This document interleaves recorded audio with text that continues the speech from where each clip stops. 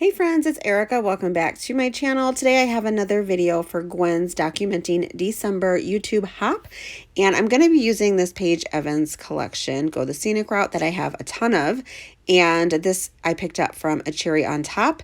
I have this cut file here from Cut to You, and I cut it out on some white textured cardstock from American Crafts. And then I also cut out the backing part.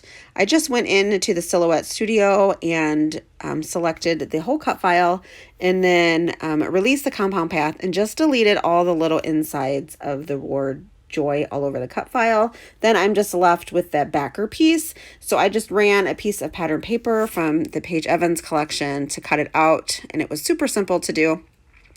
And I'm just going to start adhering the cut file to the backer, and I didn't line it up perfectly, so I wanted it to be just a little off, and I'm just going to go in and adhere some of the pieces of the cut file to the backer piece. That way some of the cut file is lifted up just a little bit. I just kind of like the look of that. So I'm just using this liquid glass adhesive here from Close to My Heart, and it works really well because it has a really fine tip. I will leave it linked down below if you're interested in it.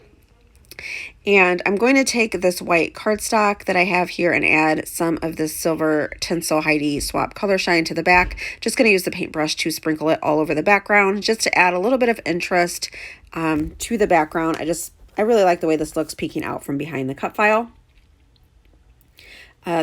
The paintbrush works a little better than just using the nozzle. For some reason, when I use the nozzle, it like squirts off the page. I'm not sure what's going on with that, but the paintbrush works a lot better. So I'm going to use that. I'm just going to clean up my area here and then get my photos trimmed up. And the photos are so funny. They are of my sweet little pit bull, Lola Bean. And there is a Snapchat filter right now, a holiday one that you can use with your pets. And it gives you and your pet little antler. So she really doesn't like when I put the phone up to her face. She always looks the other way, so I have to hold her face towards the camera so that the filter will work on her. So she doesn't look impressed at all, but I thought it was really cute, and I really wanted to get some photos. So I printed them out in black and white because they were very dark, and the colors didn't go with this bright collection. So I just printed them out in black and white, and this is not a holiday collection, but the cut file reminds me of the holidays, and the photo is a holiday photo with our reindeer antlers, and I just thought it was really cute. I just really wanted to use this collection, and I thought it looks really good. So I'm just going to distress the edges of my background paper. I debated on whether or not I wanted to mat it on something really colorful, but in the end I decided I'm just going to go with just a white background and just to distress the edges and give it a little bit of texture. I used to use just plain white cardstock all of the time as my backgrounds, and I never would mat them, but recently I've been matting them, and I really like the look of it, but I also do love just the look of a white background.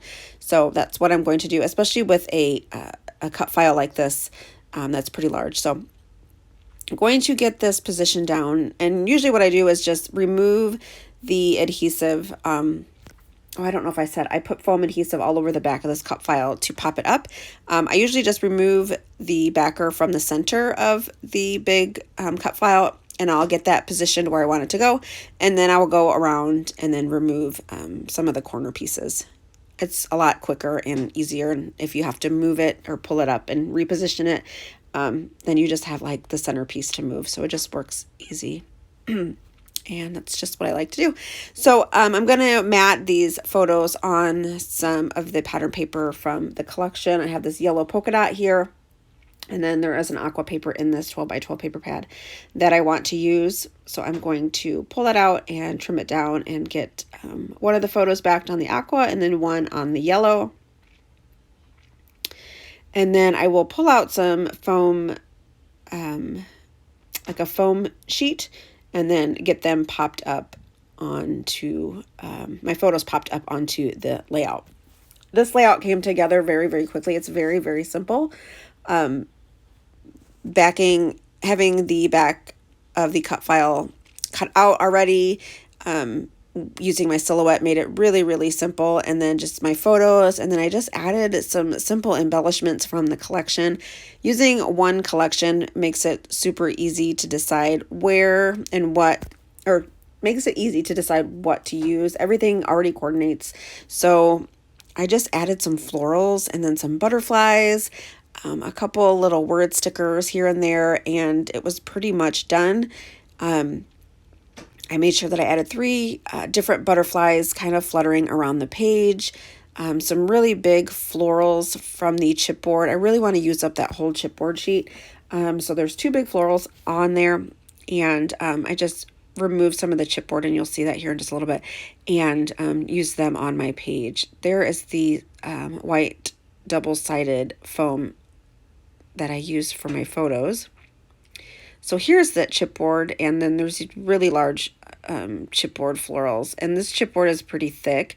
So what I do is I just kind of pull the chipboard cardboard from the embellishment, just so it's not so thick and heavy, because this is a pretty thick chipboard. So I usually do that with all of the chipboard pieces.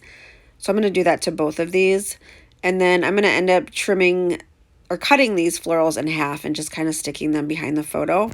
And I only use half of the pink and then half of the yellow, one on each side.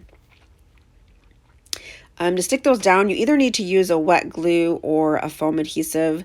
I tried using tape runner on them, but the tape runner will not stick. So I do recommend a wet glue and foam adhesive if you want it popped up. When using the foam adhesive, you might actually even want to add the foam or the wet glue to that foam adhesive just for some extra stickiness.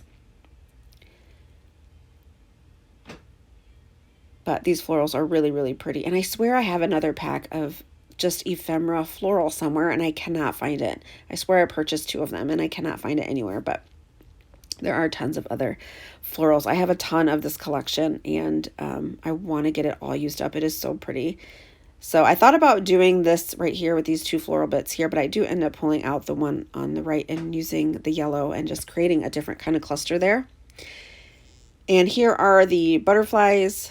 I'm going to pop these up just in the center with some foam adhesive and then kind of bend up the wings just to give it some dimension. And I'm going to add 3 of the butterflies, one here to the left and then one here next to the photo.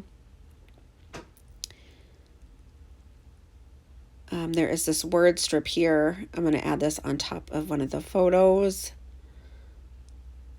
And it's fun to create a holiday layout with non-traditional colors. I really love this colorful collection, and I see a lot more non-traditional decorations out there, like lots of rainbow colors, and I just think it's really, really fun, just something different. You see like colorful Christmas trees, like pink and aqua. I even seen a rainbow Christmas tree that I really, really loved. Somebody posted it and it was really pretty, and I wanted to get it for my daughter. But I was not able to find one. I'm sure I could order one online, but she really, really loves the rainbow colors and all things rainbow. So hopefully we can find one for her, maybe for next year to put in her room. So just going in and adding some embellishments and some florals. Really, really simple layout. Came together so quickly. I'm going to create another cluster up towards the top right, where I just pop up one of the die cut florals, some little leaves and stems, and then a chipboard banner. There is that little cluster here. I just wanted something up here at the top. And then the banner says "and happiness." So I have all of the joys all over, and then the "and happiness" up there at the top. To finish it off, I just add my journaling using my We Are Memory Keepers typewriter. I just type it out and then cut it up into some strips. And I just typed out Holiday Snapchat Fun with Lola Bean because her middle name is Bean or Beans. We call her Lola, Lola Bean, or Beans, and she answers to all of them.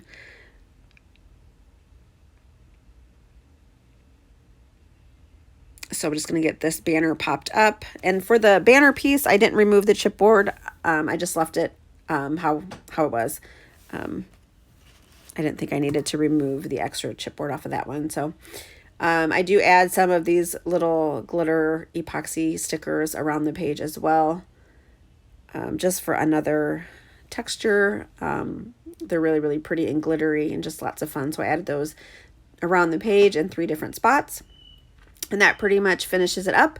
I will leave the whole blog hop list for the month down below. Make sure you guys check everybody out every day. If you missed a day, just go back through and watch. Leave comments. We love to read your comments. And if you are new here, I would love for you to subscribe and hit that thumbs up. I hope you guys all have a wonderful week and a very Merry Christmas and a wonderful New Year. I will catch you guys in my next video. Stay tuned for the still shots at the end of this video. And then I will leave links to everything down below. Thanks for watching, you guys, and I will see you soon. Bye-bye.